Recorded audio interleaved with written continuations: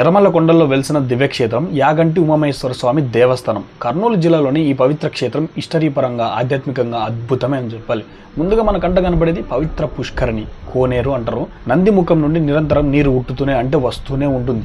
ఈ నీటి మూలం ఏమిటో ఇంతవరకు ఎవరికి తెలియని ఒక రహస్యం. భక్తులు ఇక్కడ పవిత్ర స్నానం చేసి స్వామిని దర్శిస్తూ ఉంటారు. ఎత్తైన తెల్లని గోపురం మనల్ని ఆహ్వాదిస్తుంది. దాని వెనుకల ఎర్రమల్ల కొండలు ప్రకృతి సౌందర్యానికి నిదర్శనం. విజయనగర రాజులు కట్టించిన ఈ ఆలయం శిల్పకళ ఎంతో వైభవంగా కట్టిపడేస్తుంది అనమాట. ఈ యాగంటి అని చెప్పగానే గుర్తొచ్చేది ఈ బసవన్న. భక్తుల నమ్మకం ఏమిటంటే ఈ నంది విగ్రహం ఒక్కో రోజు పెరుగుతూనే ఉందంట. ఒకప్పుడు దీనికి చుట్టూ ప్రదక్షిణలు వేసేవారు, కానీ పెరుగుతుండడంతో ప్రదక్షిణకి చోటు లేక పోయింది. పోతులూరి వీర బ్రహ్మేంద్ర స్వామి గారి కాలజ్ఞానంలో కూడా ఈ నంది గురించి ప్రస్తావన ఉంది. యాగంటి కేవలం దేవాలయం మాత్రమే కాదు, గుహల నిలయం కూడా. అగస్త్య గుహ, వెంకటేశ్వర స్వామి గుహ, వీర బ్రహ్మేంద్ర స్వామి గుహ ఇవే ప్రధాన ఆకర్షణలు. ఆలయ వెనుక మెట్లు ఎక్కితే ఈ గుహలు కనపడతాయి. పచ్చని ప్రకృతి, ఎర్రటి రాళ్లతో ఈ ప్రదేశం ఎంతో ఆధ్యాత్మికంగా ఆహ్లాదకరంగా అనిపిస్తుంది. ఇది వీర బ్రహ్మం గుహ. ఇక్కడే ఆయన కాలజ్ఞానం కొంత భాగం రాశారని నమ్మకం. గుహలోకి వెళ్లాలంటే భక్తి, మనస్సు, వినయమే కావాలి. కథనం ప్రకారం యాగంటిలో శివుడు ఉమామహేశ్వర స్వామి రూపంలో కొండరాతిపైన ఉద్భవించారు.